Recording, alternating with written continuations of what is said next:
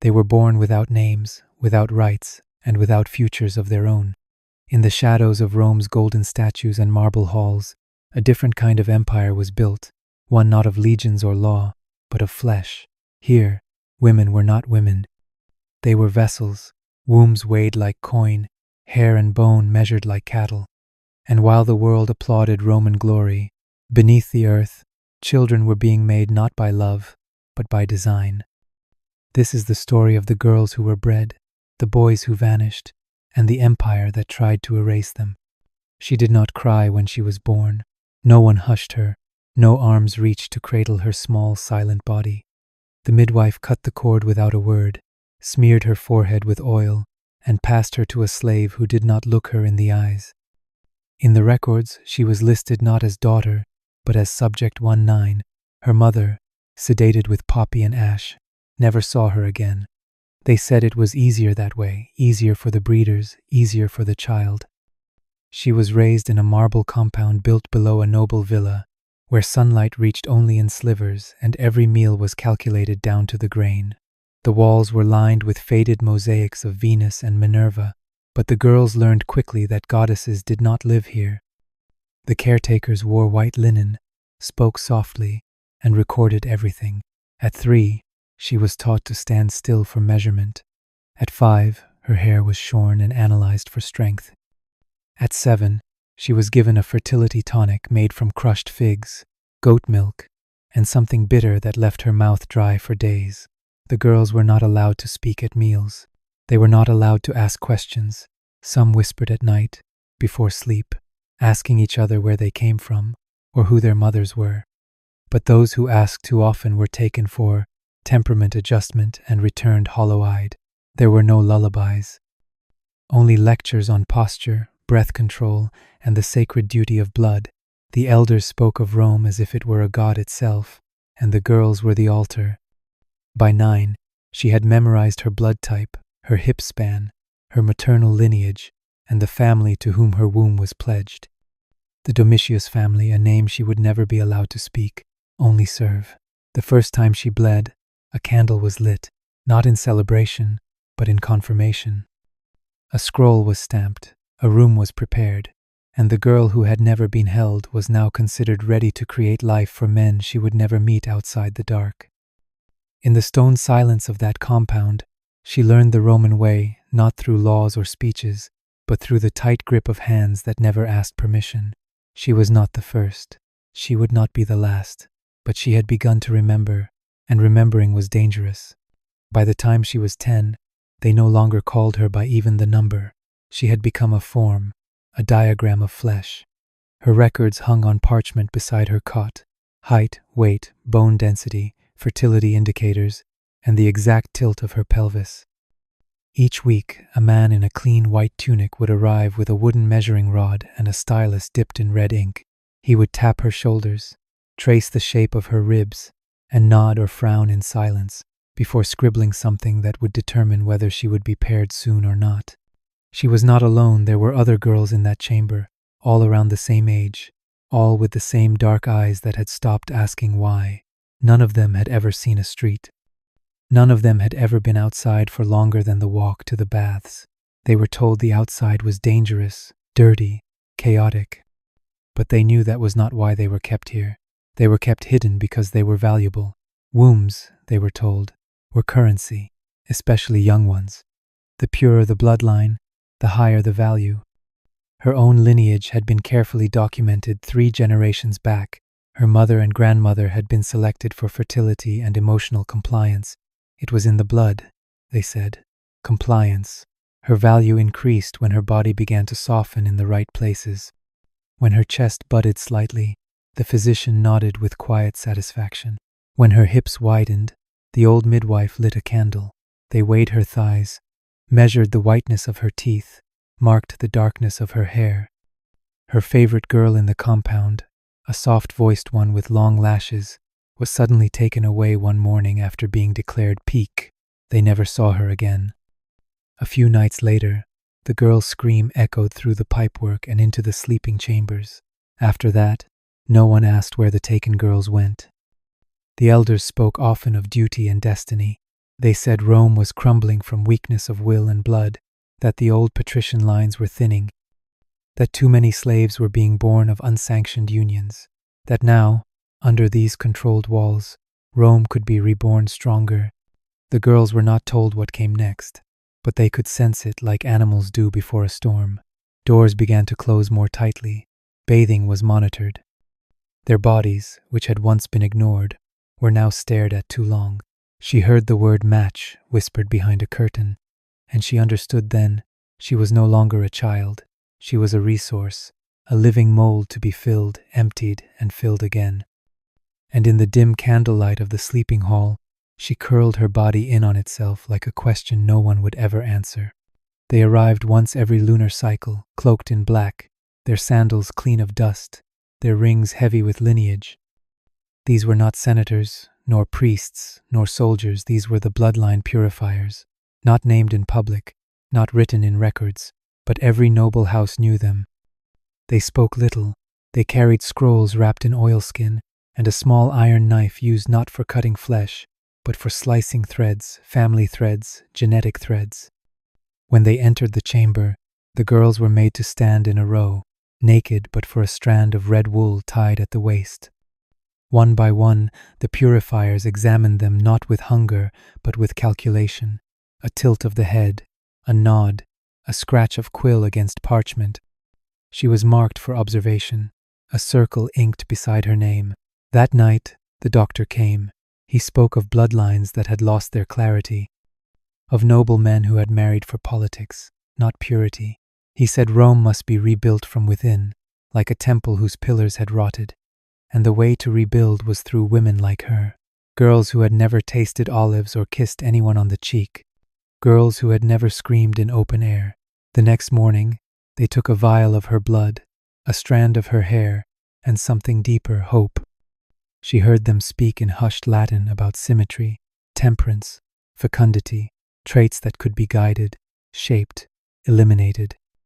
When one girl's eyes showed signs of a hereditary tremble, she was removed. No burial, no name, just removed. The purifiers did not believe in weakness, not of the body, not of the soul. A girl who asked too many questions, removed. A girl who cried too much after bleeding, removed. They believed emotion was a flaw in the Roman woman, that too much kindness led to rebellion, that tears made children soft. So they bred it out slowly, brutally, precisely. They bred for silence, for resilience, for flesh that did not scar easily and minds that did not remember too well. Her name, if she'd ever had one, was never spoken again. Only her traits, sturdy hips, dark hair, no history of madness. The breeding chart listed her as viable, with notes about temperament, quiet, responsive, tolerates touch. She learned to stay very still when they took measurements. She learned to breathe without sound. The girls who resisted were used only once, then discarded. They whispered of one called Bellana who bit her evaluator's hand. Her teeth were pulled. She disappeared a week later. And so, in the name of Rome, they remained obedient. In that cold chamber, lit by flickering oil lamps, they were not girls, they were calculations. And above them, in the villas of marble and gold, men drank wine made sweet by the belief that they were building something eternal, while the ones who carried that legacy in their wombs were taught never to speak, never to dream, and never to hope that their child might be free. They called it a union, though she had no say in it. She was dressed in pale linen, her hair combed, her face painted with crushed rose and chalk. Around her, the handlers moved quietly, brushing oil on her arms and whispering prayers to Juno. She was told to be still, to breathe deeply, that this was her duty, that this was honor. She had not yet seen 14 summers, but her body had changed in the ways they desired. Her hips had widened, her monthly bleeding had begun, and the physicians had declared her ready. The man they brought into the chamber did not look at her. He was there for lineage. His name was etched in bronze somewhere on the Palatine Hill, tied to senators and warriors. He was clean, silent, efficient. What passed between them was not spoken of after. When it was over, she was left with a folded cloth and a warning not to cry. Tears upset the balance of the womb, the elder said. She lay still that night, hands over her stomach, feeling nothing but the slow throb of her breath. Days passed. Her body did not change. The physician returned, and with a slight frown, marked her chart with a black line. Unconfirmed. A new match was arranged. The second man was younger, polite. He was chosen for his height, his eyes, his father's reputation for producing sons. The third man came 2 weeks later. The fourth, not long after. Each time she was silent. Each time she waited. Her meals were adjusted, her sleep controlled. She drank herbs that thickened her blood. After the 5th attempt, her chart was updated to delayed conception. Her value dipped, whispers followed. The handlers began speaking around her instead of to her. The air in the pairing wing was heavy with unspoken things. Girls who vanished after too many failures. Rooms that stayed locked for weeks. One girl, a friend from early training, was taken after her 3rd failed match. Her cot remained empty. No one asked where she had gone. When the swelling finally came, barely visible, barely real, they lit a small oil lamp outside her door. Confirmed. The word alone was a kind of breath. She was moved to the inner quarters, where women who had conceived were monitored every hour. She was told what to eat, how to lie down, when to speak, and when to keep her silence. She was warned never to startle, never to laugh too hard, never to feel too much. Emotion, they said, could end everything. The child was the state's now. Her body was no longer hers. And though she still bled, still dreamed, still listened to the slow beat of her own heart in the dark, she knew she had passed a point of no return. In the marble silence of those inner walls, she learned the final lesson of Rome. Obedience bore life, memory bore risk. The boys were always taken first. No matter how long the labor, no matter how weak the mother, the handlers stepped in before the cord was cut. They wrapped the newborns in white cloth and carried them to the upper wing, never looking back, never naming the child aloud. The girls, when they birthed, were not permitted to hold what they made, not even once. Some begged, some bled in silence. Some reached out in confusion, only to be met with stillness and the soft closing of a door. The compound taught them that what left their body was no longer theirs. It belonged to Rome. It always had. She bore her first son beneath flickering oil lamps, the pain sharp and unending. There were no midwives to soothe her, no mother to whisper through the agony. Only the physician and 2 stone-faced attendants, one of whom caught the child and nodded without joy. The moment it cried, it was gone. She heard nothing after that, not a name, not a footstep, not a whisper of where he was taken, only silence. For days, she stared at her own hands, expecting them to feel heavier. They didn't. Months later, she passed through the bathing corridor and saw a figure, a child no older than 2, standing between 2 guards in a red tunic, his dark eyes strangely familiar. He didn't cry, he only stared. She opened her mouth to call out, but one of the guards stepped forward, and she knew that one had been hers. The boys were divided by projected potential. The strongest were sent to military estates, raised to be officers without names, just numbers and skill sets.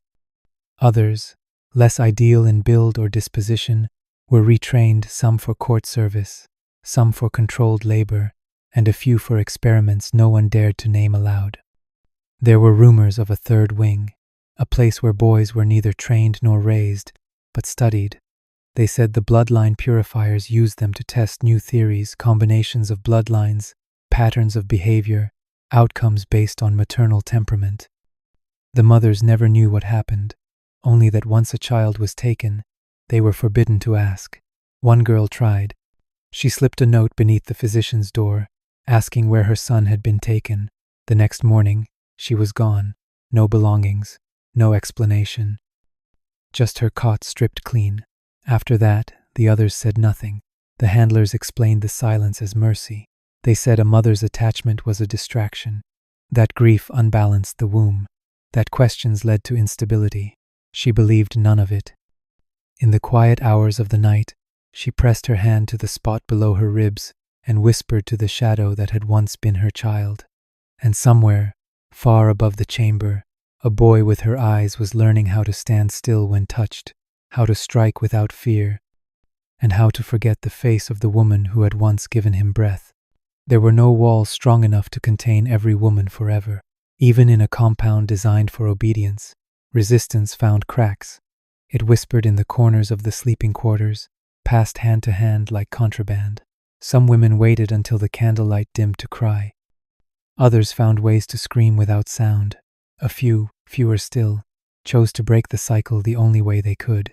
The first to vanish was a girl named Junia. She had soft hair and a voice that could calm even the wildest infant. She was marked as prime before her 13th year. She carried 2 children before her body began to fail. When the physicians declared her womb no longer optimal, she was reassigned to cleaning. For a time, she accepted it. Then one morning, they found her cot empty, her sheets soaked with blood and marked with a single line of charcoal drawn from her mouth to her belly. They said she had cut herself with a broken tile, but the tile was never found. The following season, 3 others followed. One drank a mixture of crushed herbs stolen from the infirmary. Another let herself fall down the marble stairs, arms spread like wings. The compound called these malfunctions, but the girls knew they were sacrifices, messages, warnings etched in bruises and silence. Not all resistance was fatal. Some women faked stillbirths, pressing their palms to their own bellies, willing the heartbeat to stop. Others hid signs of conception, binding their waists tightly until they were discovered. One girl smeared red dye on her thighs to simulate miscarriage and delay another pairing. When she was caught, they took her tongue. After that, fewer tricks were attempted, but the defiance lingered.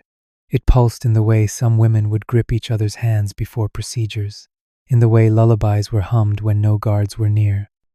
One woman carved names into the underside of her cot, names of the babies taken from her. They were discovered after her final pairing ended in death. The handlers erased the markings, but not before several others memorized them, whispered them, made them real again. They called it madness, hysteria. But it was memory refusing to die. In the dark corners of that place, where no prayers were heard and no justice came, resistance became a ritual. Some women made patterns out of fallen hair, others hid teeth beneath floor tiles. Some buried tokens, bits of thread, bone, or broken combs beneath their cots, as if to mark themselves before they too were erased. She did not resist, not yet, but she watched, she learned, and when she touched the hollow curve of her stomach after each loss, she began to wonder if silence was survival or just another kind of death. Somewhere, between the rituals of obedience and the quiet revolts of the broken, she began to imagine something dangerous, not escape, not revenge, but the unbearable possibility that she was still human. It began with smoke, not thick or choking, but thin and bitter, curling beneath the doors like a warning. The compound had no hearths, no fires beyond the cooking stones. So when the scent reached the sleeping quarters, the women sat up in silence, their eyes wide and full of something they had long been taught to forget: hope. A scream followed. One guard shouting, another door slamming, then footsteps rushed, uneven, wrong. For the first time in years, the compound shook. Dust fell from the corners of the mosaic ceiling. A candle tipped and shattered against the marble, and in the chaos, one door was left ajar. She did not hesitate. Her bare feet slapped against the stone floor as she moved, heart hammering louder than the shouts. Behind her, others followed, some crawling, some limping, some too stunned to run at all.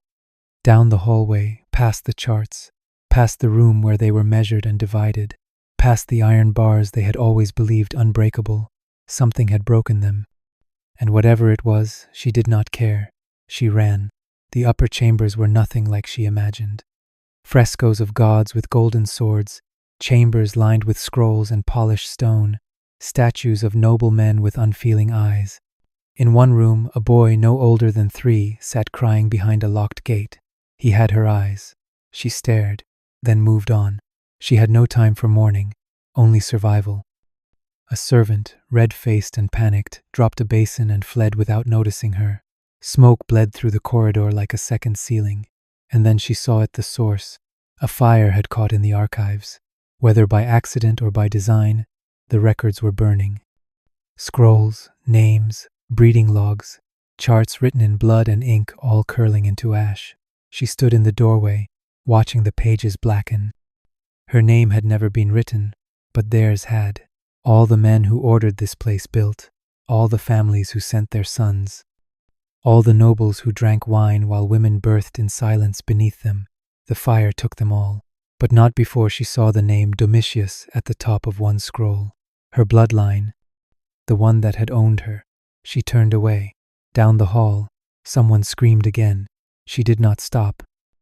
She reached the outer gate, found it unguarded, and pushed through into a world she had never seen, a vineyard soaked in moonlight, hills that stretched beyond imagining. And for the first time, air that did not taste of stone and dust. She did not know where to go, but she knew she could not return. Behind her, the compound roared. And beneath the earth, the bones of the removed would soon be found curled in corners, buried beneath wine barrels, sealed behind false walls. Rome would call it a tragedy, an accident, a misunderstanding, but the walls would remember, and so would she.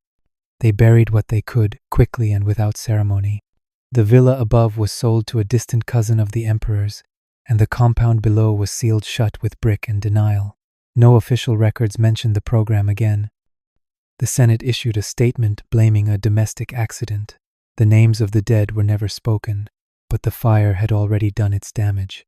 Some scrolls survived, half burned and smuggled by servants who knew too much.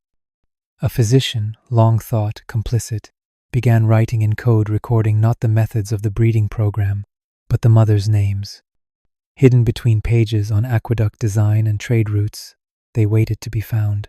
Generations passed, marble cracked, vines grew where silence once ruled. But in the blood of certain families, those who rose quickly in the years that followed, strange patterns emerged. Boys with matching eyes, born in separate provinces. Girls with no maternal lineage, yet noble status.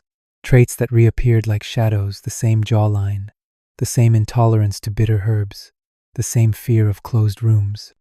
Whispers began in the households of the elite that something had been made, not born, made, and some of it had survived. She had gone north, taken a false name, worked in the kitchens of a distant estate, never stayed long, never spoke of what she had seen.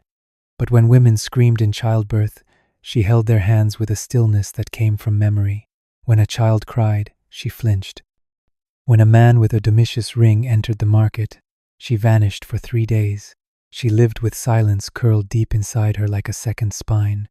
And yet, in the village where she died, an orphan girl later claimed to see her walking at dusk, whispering to the fig trees, telling them things no one else remembered. In the years that followed, old Roman families began erasing sections of their genealogies. Midwives were silenced. Slave women vanished after giving birth, and in hidden vaults, protected by blood oaths and fear, the last records of the breeding experiments were locked away. But truth has a hunger. It waits. In forgotten ruins beneath vineyards, bones still rest small, tangled, some with chalk markings never meant to be read. And in the blood of the living, something ancient lingers, a quiet rhythm, a memory of women who were never meant to survive but did. Rome taught the world how to conquer, but it also taught how to forget, and the deepest horror is not what they did, but what they left behind. If these stories of erased women, silent bloodlines, and forgotten horrors leave a mark on you, like this video and subscribe to Forgotten Stories Ancient World. Comment below, what's a history your country tried to bury? And remember, the empire may fall, but the womb remembers.